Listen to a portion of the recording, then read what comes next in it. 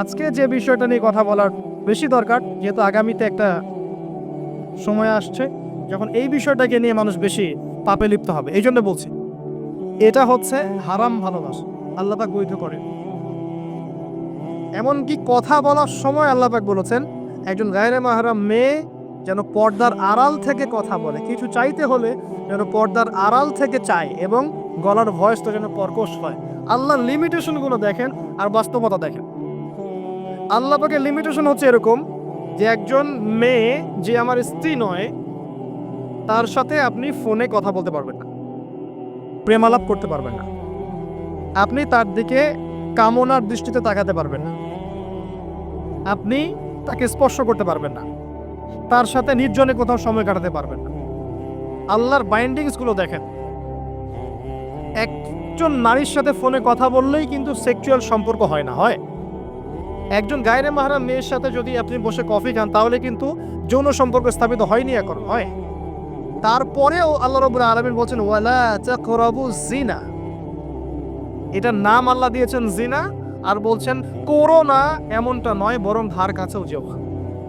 মানে একটা সীমারেখা দেয়া আছে, একটা মাঠ, এর চারপাশে একটা বাউন্ডারি দেয়া আছে, বাউন্ডারি পর্যন্ত। আল্লাহ বলছেন মাঠে ঢুকো না, এমনটা বলছেন না। আল্লাহ বলছেন মাঠের বাউন্ডারির কাছেও যেও না। কথা বুঝতে পারছেন? ফল খেও না, না ওয়ালা তাকরাবা হাদিহি শাজারা, এই গাছটার কাছেও যেও না। মিলাতে পারছি? আমি বুঝতে পারছি? আদম এবং হাওয়া আলাইহিস সালাম এই গাছের ফল খেও না এমন কথা ছিল না, কথা ছিল এই গাছের কাছেও যেও না। একই কথা আল্লাহ বলছেন জিনা করো না নয়, ওয়ালা তাকরাবু জিনা, জিনার কাছেও যেও না। এখন এটা হচ্ছে আল্লাহর নিষেধাজ্ঞার একটা বাইন্ডিংস, লস, একটা একটা পিলার, একটা বাউন্ডারি। আর আপনি বাস্তবতা দেখবেন ভিন্ন, যে গায়রে মাহরাম ছেলে মেয়ে এরা অ্যাডাল্ট, এদের যৌন চাহিদা আছে, সেক্সুয়াল চাহিদা আছে, একে অপরের সাথে কোনো মাহরামের সম্পর্ক নাই। এরা পড়াশোনার নামেই হোক, চাকরি বাকরির নামেই হোক, ভ্যালেন্টাইন্সের নামেই হোক, যে কোনো নামেই হোক, এরা একে অপরের সাথে মিলেমিশে একাকার। এরা কথা বলছে, কথা বলার পরে আরও কাছে যাচ্ছে, ভালোবাসার প্রণয় বিনিময় করছে, এক পর্যায়ে কফি খাচ্ছে, ডেটিংয়ে যাচ্ছে, ঘুরছে ফিরছে, এই করতে করতে করতে এক পর্যায়ে তারা হারাম জেনায়ও লিপ্ত হয়ে গেল, বিছানায় চলে গেল। এই সম্পর্কের পর দেখা যায় সম্পর্ক ব্রেকআপ, শেষ। এবং এই ঘটনাগুলোর নাম দিচ্ছি আমরা কাছে আসার গল্প। কার কাছে? যার কাছে আল্লাহ যেতেও নিষেধ করেছে, বলে আতা করা বুঝছি না। আর আমরা বলছি না, কাছে আসারই গল্প। কাছে আসার গল্প হতে পারে মায়ের সাথে, মায়ের কাছে আসার গল্প হতে পারে, স্ত্রীর কাছে আসার গল্প হতে পারে, আমার সন্তানের কাছে আসার গল্প হতে পারে, দেশের কাছে আসার গল্প হতে পারে। কিন্তু হারাম জেনার কাছে আসার কোনো গল্প হতে পারে কি হতে পারে? জাহান্নামের উপন্যাস হতে পারে। কি হতে পারে? জাহান্নামের আমল নামার একটা উপন্যাস হতে পারে। উপন্যাস বোঝেন না? আল্লাহ পাক এই যে কিয়ামতের মাঠে আমল নামা ছুঁড়ে দিবেন, ছুঁড়ে দিয়ে আমল নামায় ঘুরতে থাকবে, কারো ডান হাতে কারো বাম হাতে। যার হাতে আমল নামা আসুক না কেন, যে হাতে আসুক না কেন, আল্লাহ পাক সবাইকে একটা কথা বলবেন, ইকরা কিতাবাক, তুমি তোমার কিতাব পড়ো, ওয়াকাফা বিনাফসিকা আল-ইয়াওমা আলাইকা হাসিবা, আজকে তুমি তোমার হিসাব নেওয়ার জন্য যথেষ্ট। আমরা সবাই একটা করে উপন্যাস লিখছি, আমরা সবাই একটা করে উপন্যাস লিখছি আমলনামা আমাদের কাজের মধ্য দিয়ে। আর এর চেয়ে ভয়ঙ্কর বিষয়টা হচ্ছে এই উপন্যাসটা আপনাকে পড়তে বলা হবে সবার সামনে। আমার কথা মনে বোঝা যায় না? আমরা একটা গল্প লিখছি আমলনামায়, উপন্যাস লিখছি, যার একটা মোমেন্ট বাদ যাচ্ছে না। এই যে এখন আমরা বসে আছি, এটা আপনার উপন্যাস উঠে গেছে, আমলনামা উঠে গেছে। মাফ করবেন যদি কালকে আবার দেখেন যে আমলনামাকে উপন্যাস বলে যা ব্যাখ্যা করলাম তো হয়, এবারে এই শব্দ দিয়ে আবার তুলকালাম করে ফেলেন না। তো বোঝানোর জন্য বলেছি যুব সমাজ উপন্যাস বোঝে, এই জন্য বলেছি। যুবকরা উপন্যাস বোঝেন না? আপনারা বিভিন্ন উপন্যাস পড়েছেন, যারা জেনারেল লাইনে পড়েছেন অনেক উপন্যাস পড়েছেন, এই জন্য বললাম বোঝানোর জন্যে আমলনামা কখনো উপন্যাস নয়। যে আপনি আর আমি একটা উপন্যাস লিখছি, নিজের গল্প নিজেই লিখছি, নিজের কাজের মধ্য দিয়ে নিজের উপন্যাস নিজেই লিখছি, এবং এটার মধ্যে সবচেয়ে ভয়ঙ্কর কথা হচ্ছে এইটা সবার সামনে আমাকে পড়ে শোনাতে হবে। আমরা কি পারবো? এই জেনা, এই মাদক, এই পর্নোগ্রাফি, হারাম, জুয়া, ক্যাসিনো, অন্যায়, অত্যাচার, বেনামাজি, দুর্নীতি, ঘুষ, সুদ, এইগুলোর সব কথা সবার সামনে পড়ে শোনাতে আমরা কি পারবো আদৌ? আমরা কি প্রস্তুত? করতে কিন্তু হবেই ভাই, সবাইকে পড়তে হবে। আলেম, জালেম, কাফের, মুশরিক, মুনাফিক সবাইকে পড়তে হবে। ইকরা কিতাবাক এক বচনে এসেছে, মানে এক একজন মানুষকে আল্লাহ পাক বলছেন যে তুমি তোমার বই পড়ো, তোমার কিতাব পড়ে শোনাও। কাফা বিনাফসিকা আল-ইয়াওমা আলাইকা হাসিবা, আজকে তুমি তোমার হিসাব নেওয়ার জন্য যথেষ্ট। আল্লাহ পাক আমাদেরকে কথার গভীরতা বোঝার তৌফিক দান। এই হারাম জিনিসগুলোর মধ্যে সবচেয়ে ডেঞ্জারাস এই ফ্রি মিক্সিং। ফ্রি মিক্সিং কি জিনিস? একজন বেগানা মেয়ে একজন বেগানা ছেলের সাথে মিক্স করবে। এখন আপনি কথাগুলো মনে হচ্ছে রূপকথার মতো মনে হবে, কারণ বাস্তবতার সাথে কোনো মিল নাই। বাস্তবতায় আপনি গিয়ে দেখবেন যে স্কুলে করছে মাশাআল্লাহ গায়রে মাহারাম ছেলে মেয়ে, এবং নাম দিচ্ছে এরা friends, just only friends, friends only, বন্ধু, ক্লাসমেট।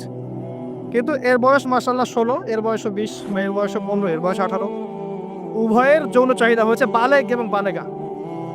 এই বয়সে আসার আরো 5-6 বছর আগে সে বালেগা হয়ে গেছে, এবং তারা কিন্তু আলাদা আলাদা সেকশনে পড়ছে না। এমন যদি হতো মেয়েদের আলাদা স্কুল, মেয়ে টিচার, মেয়েরা পড়ছে, কোনো সমস্যা নেই, টোটালি বৈধ এবং সুন্দর, ভালো সিস্টেম। ছেলেদের আলাদা স্কুল কলেজ, ছেলেরা আলাদা পড়ছে, আলাদা, কোনো সমস্যা নেই। সমস্যা কোথায়? যখন এক ছাদের নিচে আমি সবাইকে বসিয়ে দিয়েছি এবং এরা একে অপরের সাথে মিক্স করছে। মিক্স, যেখানে আল্লাহ বলছেন কাছেও যেও না, এরা কথা বলছে, নোটটা চেঞ্জ করছে, একে অপরের সাথে গ্রুপ স্টাডি করছে, কফি খাচ্ছে, দেখা সাক্ষাৎ করছে, ডেটিং করছে, একে অপরের সাথে যৌন মিলনও করছে, একে অপরের সাথে বসে পর্ন দেখছে, যৌন মিলন করছে, সেক্সুয়াল সম্পর্ক স্থাপন করেছে, এবং মানুষ বুঝাচ্ছে এদেরকে এই সম্পর্কটা বৈধ, ভালো সম্পর্কটা পবিত্র, পরে বিয়ে করে নিলেই হয়ে গেল। এই হচ্ছে তা বাস্তবতা। বাস্তবতার সাথে ওয়ালা তাকরাবু জিনা আয়াতের কোনো মিল আছে? বাস্তবতা এক জায়গায়, কোরআন এক জায়গায়। এরপরে দাবি করছে আমরা মুসলিম, স্টিল আমরা দাবি করছি আমরা মুসলিম। এবং এই ফ্রি মিক্সিং এর ফলে শত শত যুবক যুবতীর ইজ্জত চলে গেছে। শত শত না, সংখ্যাটা সহস্র লক্ষ হবে, আরো বেশি হতে পারে, আল্লাহু আ'লাম। এগুলো তো প্রকাশ্য, গোপনে যে কত কি হচ্ছে আপনি তো জানেন না। যে সন্তান, যে মেয়েটাকে আপনি ছোট মনে করছেন, অলরেডি যে কতগুলো ছেলেকে এভাবে ছেলে বদল করতে করতে করতে করতে করতে করতে এই জায়গায় আসছে আপনি জানেনই না। যে ছেলেটাকে আপনি ছোট্ট মনে করছেন, এ যে কতগুলো গার্লফ্রেন্ড চেঞ্জ করতে করতে এই জায়গায় আসছে আপনি জানেন না। এবং এগুলোকে সে মনে করছে পবিত্র সম্পর্ক, কোনো সমস্যা নেই। কোনো কোনো ক্ষেত্রে দেখা যায় হিন্দু মুসলিম তারাও প্রেম করছে, বন্ধু বান্ধব, এবং তার কনসেপ্টটা হচ্ছে এমন যে সমস্যা নাই, পরে বিয়ে করে নিব, এটা চলছে। এবং এদেরকে আমরা উস্কে দিব এভাবে যে 14 ফেব্রুয়ারিতে তোমরা অবাধে মেলামেশা করতে পারো, কোনো সমস্যা নেই, বরং এটা হচ্ছে তোমাদের মত প্রকাশের স্বাধীনতা। এবং আমরা এটাও বুঝাবো ওদেরকে যে যারা এগুলোর বিরুদ্ধে বলবে তারা মৌলবাদী, তারা সমাজের উন্নতি, অগ্রগতি, প্রগতি চাচ্ছে না। তারা চাচ্ছে না তোমরা এগিয়ে যাও, বরং তারা তোমাদেরকে পিছিয়ে দিতে যাচ্ছে। কোথায় এগিয়ে নিচ্ছি আমরা এদেরকে? আমি জানি কোথায় নিচ্ছে, এক্স্যাক্টলি বলতে পারবো কোথায় নিচ্ছে। ইলাল না, জাহান্নামের দিকে, জাহান্নামের দিকে এগিয়ে নিচ্ছে, আর কোনো দিকে না। আসেন, এই মিক্সিংটা এখানে শেষ হলো না। এরপরে যখন সে কলেজ লাইফে গেল, সেখানেও দেখবেন সেম দৃশ্য, একই অবস্থা। দেখা যায় কলেজে মাঝে মাঝে আন্দোলন হয় না? আন্দোলনে দেখবেন যে ছেলে মেয়ে একসাথে, ছেলের কাঁধে মেয়ের কোলের মধ্যে ছেলে মাথা দিয়ে স্লোগান দিচ্ছে, মনে হচ্ছে যেন স্ত্রী। হ্যাঁ, দেখবেন বিভিন্ন আন্দোলনের সময় দেখবেন কলেজ বিশ্ববিদ্যালয়গুলোতে, আমরা তো পড়েছি, আমরা তো বলতে পারো, আন্দোলন হচ্ছে, বান্ধবী বসে আছে, বান্ধবীর কোলে মাথা দিয়ে বন্ধু, মনে হচ্ছে যেন স্ত্রী না পাবলিক প্রপার্টি, আল্লাহ ভালো জান। তো পাবলিক প্রপার্টি যে কেউ ভোগ করতে পারে। এটা কলেজে শেষ থাকলো না, ইভেন স্কুল কলেজের মধ্যে দেখবেন যে আপনি টিচার একজন পড়াচ্ছেন, পুরুষ টিচার, এর চারপাশে মেয়েরা গোল করে বসে আছে ব্যাচ। পুরুষ টিচার মেয়েদের ব্যাচ পড়াচ্ছেন, মেয়েরা সবাই তার গায়ের মারাম। দর্শনটা এখানে এরকম না, এরা তো আমার মেয়ের মতো, এরা তো আমার মেয়ের মতো। জাস্ট এইভাবে, তুমি তো আমার মেয়ের বয়স। আপনাদের বুঝতে পারছেন? তুমি তো আমার মামুনির মতো। আর ওই মেয়েকে বোঝানো হচ্ছে টিচার তোমার বাবার মতো।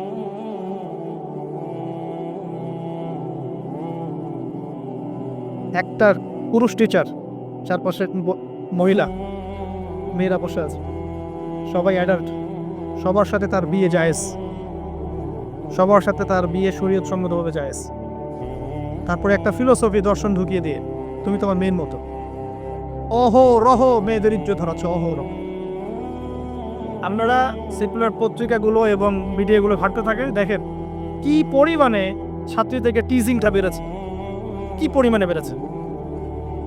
এমন অনেক ছাত্রী আছে, আমি বিভিন্ন রাষ্ট্রের নিউজ দেখি যে টিচাররা, একটা স্কুলের টিচাররা মিলে প্রাইমারি স্কুল থেকে শুরু করে হাই স্কুল পর্যন্ত অসংখ্য ছাত্রীকে রেপ করেছে, ভিডিও ধারণ করেছে, এখানে মহিলা টিচাররা ইনভলভ ছিলেন, এমন নিউজ এসেছে। এবং অ্যাসিড দিয়ে মুখ ঝলসে দেওয়ার ভয় দেখিয়ে কাজ করা হয়েছে দীর্ঘদিন ধরে। ভয়ে মেয়েরা কিছু বলতে পারে না।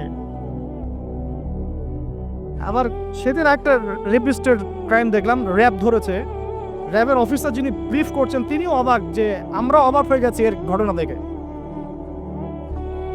সে রেপিস্ট কিন্তু মুসলিম না, ভাগ্যিস সে অন্য ধর্মের না, যদি মুসলিম হতো তাহলে এটা নিয়ে আবার প্রচারণা শুরু হয়ে যেত। আমি তার ধর্মের নাম বলবো না, আমি জানি তার ধর্ম এটা শিক্ষা দেয় না, যেভাবে ইসলাম এটা শিক্ষা দেয় না, অন্য ধর্ম এটা শিক্ষা দেয় না। সে কি করেছে, রেপ করার পরে মেয়ে যেন গর্ভবতী না হয় সে সেভাবে তার শারীরিক একটা মানে মেডিকেল ট্রিটমেন্ট করিয়েছে। আমি জানি না, আসলে আমি এইসব বিষয়ে খুব একটা ভালো জানি না। এমন এমন এমন কিছু পদ্ধতি এখন নাকি বের হয়েছে যে যৌন সম্পর্ক স্থাপন করলেও কনসেপ্ট করবে না, ছেলে তার মধ্যে সেটা করিয়েছে, যাতে সে গণহারে রেপ করতে পারে একটার পর একটা কেউ ব্রেক না। র্যাবের অফিসার ব্রিফ করছে, দেখেন ভিডিও ফ্রি মিক্সে, যেখানে যাবেন কলেজে আপনি যাবেন। আবার দেখবেন কখনো কখনো যে ছেলেদের ব্যাচ পড়াচ্ছে মহিলা টিচার, ছেলেদের ব্যাচ মহিলা টিচার। তুমি তোমার ছেলের মতো, আর তাকে শেখানো হচ্ছে যে সে তো তার মায়ের। আবার আমাদের ঢাকা শহর অত্যাধুনিক যে প্রতিষ্ঠানগুলো আছে এখানে গিয়ে দেখবেন যে ফর্মাল ড্রেসে মিস ক্লাস নিচ্ছে, ফর্মাল ড্রেস, শার্ট প্যান্ট টাই।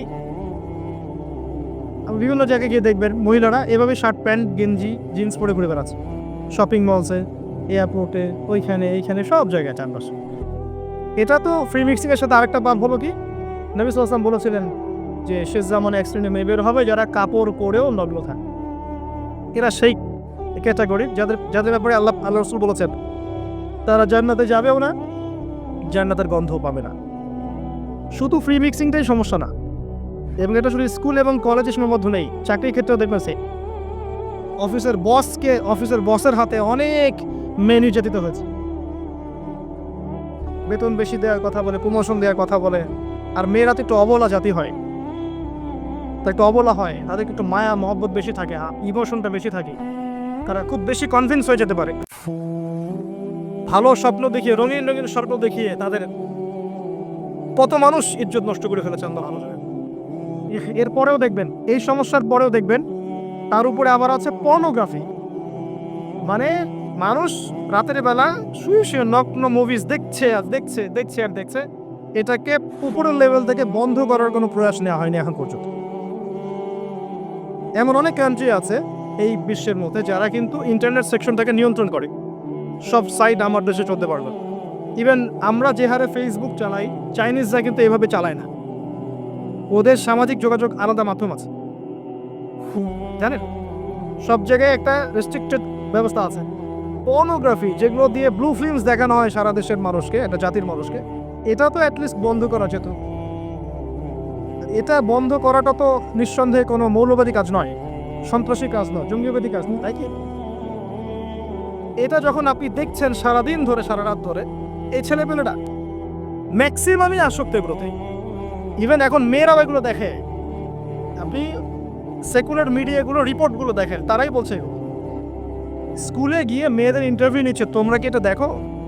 মেয়েরা বলছে যে হ্যাঁ আমরাও দেখি, আমরাও কথাবার্তা বলি যে নতুন একটা আইটেম আসছে, এটা দেখ, এভাবে তারা কথা বলছে সে ক্লাসের মতো। তো যখন ছেলে মেয়েরা এগুলো অবাধে দেখবে, যুবক যুবতী কিশোর কিশোরীরা, এরপরে আবার ফ্রি মিক্সিং, তার উপরে আবার বেহায়াপনা, নগ্নতা, পোশাক আশাকে পর্দার বালাই নাই, তখন আপনি চিন্তা করেন সমাজটা কি হইতে পারে। আবার এগুলোকে আমরা দিবসের মধ্য দিয়ে উৎসাহিত করছি, কাছে আসার গল্প, আসো আরো জানা করো। কোথায় ইসলাম আর কোথায় কোরআন আর কোথায় সেই পর্দা, কোথায় কি? আর ওই যে দেখেন একটা মেয়ে মুস্কান, ও তার মেকআপ খুলবে না, 200-300 কুকুরের সামনে বলছে আল্লাহু আকবার। তো জান্নাত আসলে কাদের জন্য? এই অবস্থায় যদি আমরা কেউ খাস পর্দা করছি, এখন যারা আবার খাস পর্দা করছি তাদেরকে আবার বাঁকা চোখে তাকানো হচ্ছে, আবার কাউন্টার। এমনি তো চলছে এগুলো, আরো উপর আবার কাউন্টার। একটা জায়গা বাকি রাখছে না শয়তান আপনাকে ফিতনায় ফেলার জন্য। এই অবস্থায় কেউ যদি পর্দা করতে যায়, ওকে আবার বাঁকা চোখে তাকানো হচ্ছে। এ তো ভালো সুবিধার মনে হচ্ছে না। তোমার বোরখার নিচে গিয়ে বোমটম আছে নাকি? সাইকোলজিক্যাল না, বোরখা পরে যাচ্ছে স্কুল কলেজে, টিচাররা কেমন করছে, তার সাথে কেমন যেন আচরণ করছে, এটা কেন করছে? মুখটা খোলো, নাহলে পরীক্ষা দিতে দেবো না। এগুলো চলছে। এরপরেও আরও আছে বিভিন্ন beauty contest, media, movies, cinema, এইসবের মধ্য দিয়ে ঘরে ঘরে ঢুকিয়ে দিয়েছি যে এই ফ্রি মিক্সিং, বেহায়াপনা, নগ্নতা, এটাই প্রগতি, এটাই উন্নতি দেওয়া। ঠিক না? আমাদের ছোট ছোট বাচ্চারা এগুলো দেখে দেখে বড় হচ্ছে এখন। জানি না ওরা আবার কোন জেনারেশন হয়ে গেল। এর উপরে এসেছে সেলফি এবং ছবি ভিডিওর একটা বুদ্ধি প্রতিবন্ধী জেনারেশন। একটু হলেই সেলফিস, ফেসবুকে আপলোড, আবার টিকটক, আবার ইউটিউবিং, আবার নিজেই হাসে, নিজে ছবি তোলে। আর অনলাইনটা অ্যাভেলেবল হয়ে গিয়ে সবার হাতে হাতে স্মার্টফোন যখন দিয়েছে, তখন এগুলো আপলোডিংটা খুব বেশি হচ্ছে। আপলোডিং, আগে ঘটনা ঘটতো সবাই জানতে পারতো না, এখন ঘটলে সারা দুনিয়ার মানুষ এক মুহূর্তে জেনে যাবে। তখন একটা খারাপ ভিডিও সবার হাতে হাতে ঘরে ঘরে। এবার এই হারাম ভালোবাসা, ভালোবাসা বলার অপরাধ হবে, এই হারাম প্রবৃত্তির এই নগ্ন দাসত্ব, এই দাসত্বটাকে ভালোবাসার নাম দিয়ে আল্লাহর নাজিলকৃত পবিত্র ভালোবাসাকে চ্যালেঞ্জ করা হয়েছে। এবং বিভিন্ন মানুষ, সমাজের বিভিন্ন শ্রেণীর মানুষকে এই হারামের দিকে ধাবিত করা হয়েছে, যাতে সবাই জান্নাতের কাছে না বরং জাহান্নামের কাছে আসতে পারে। এই হলো অবস্থা। এখন এই অবস্থায় আল্লাহ রাব্বুল আলামিন মুমিনদের জন্য সলিউশন দিয়েছেন সূরা নূরের মধ্যে। কুল লিল মুমিনিন ইয়াগুদ্দুনা মিন আবসারিহিম ওয়া ইয়াহফাযু ফুরুজাহুম। এটা পড়ে আছে আপনার কোরআন। মুমিন পুরুষদেরকে আপনি বলুন, হে নবী, তারা যেন চক্ষু নিচু রাখে এবং তাদের লজ্জাস্থানের হেফাজত করে। মুমিন নারীদেরকে আপনি বলুন যেন তারা তাদের লজ্জাস্থানের হেফাজত করে, চোখ নিচে রাখে এবং তারা এই মানুষদের ছাড়া অন্য কারোর সামনে যেন না যায়, এবং জিনাত, হিজাব তারা যেন অবলম্বন। এটা আল্লাহর আদেশ। Only Quran and only hadith and only Islam can solve this problem. কোরআন, সুন্নাহ এবং ইসলাম ছাড়া কেউ এই সমস্যা সলভ করতে পারবে না। এখানকার সলিউশন এগুলা। প্রথমত তারবিয়াত দিতে হবে ছোট থেকেই, তার উপরে নিয়মিত ইমানের চর্চা রাখতে হবে, তার উপরে ছেলে মেয়েদেরকে পর্দা বোঝাতে হবে, ছোট থেকেই মেয়েদেরকে পর্দায় রাখতে হবে। তারপরেও যদি বড় হয়ে এদের মধ্যে খারাপ চিন্তা আসে, চোখ নিচু করতে হবে। যেগুলো অশ্লীল সেগুলোর ধার কাছে যাওয়া যাবে না। দ্রুত এদের বিয়ের ব্যবস্থা করতে হবে যাতে ওরা পবিত্র লাইফ লিড করতে পারে। তারপরে দেখবেন আস্তে আস্তে কিছুটা হলেও, 100% না হলেও কিছুটা হলেও আপনি ফিতনা থেকে দূরে রাখতে পারেন। আর যত বেশি এই ভোগবাদী বস্তুবাদী এই পশ্চিমাদের ধাঁচে আপনি সন্তানকে গড়ে তুলবেন, কাছে আসার নাম দিয়ে জেনা করাবেন, ফ্রিমিক্সিংয়ে নেবেন, পর্নোগ্রাফিকে অবাধ লাইসেন্স দিয়ে দিবেন, মাদকাসক্ত ওই যুব সমাজকে ফেরানোর কোনো পদ্ধতি অবলম্বন করবেন না, হিজাবের প্রতিবন্ধকতা করবেন, তত বেশি সমাজ আস্তে আস্তে আস্তে আস্তে অধঃপতন অতল তলে যেতে থাকবে। এখন সার কথা হচ্ছে,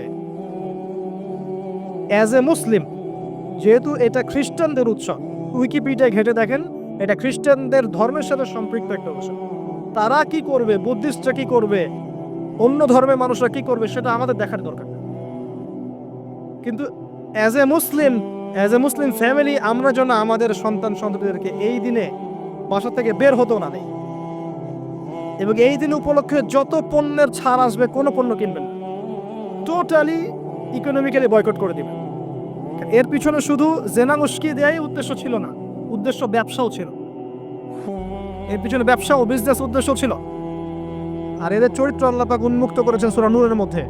আল্লাহ বলছেন, শোনেন, লিসেন টু মি, ইন্নাল্লাযীনা ইউহিব্বুনা আন তাশিআল ফাহিশাতু ফিল্লাযীনা আমানু লাহুম আযাবুন আলীম ফিদ দুনিয়া ওয়াল আখিরাহ আল্লাহু ইয়া'লামু ওয়া আনতুম লা তা'লামুন। নিশ্চয়ই যারা পছন্দ করে, ভালোবাসে, মানে ওরাও ভালোবাসে, নিশ্চয়ই যারা ভালোবাসে যে মুমিনদের মধ্যে অশ্লীলতা, বেহায়াপনা, ফাহিশা ছড়িয়ে পড়ুক, তাদের জন্য যন্ত্রণাদায়ক শাস্তি আছে এই দুনিয়া এবং পরকালে।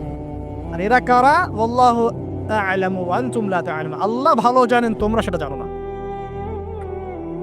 আল্লাহ বলেন, ইয়া আইয়ুহাল্লাযীনা আমানু, হে মুমিনগণ, লা তাত্তাবিউ খুতুওয়াতিশ শাইতান, এই শয়তানদের ইত্তেবা করো না, এই জিনের মানুষ শয়তানদের ইত্তেবা করো না।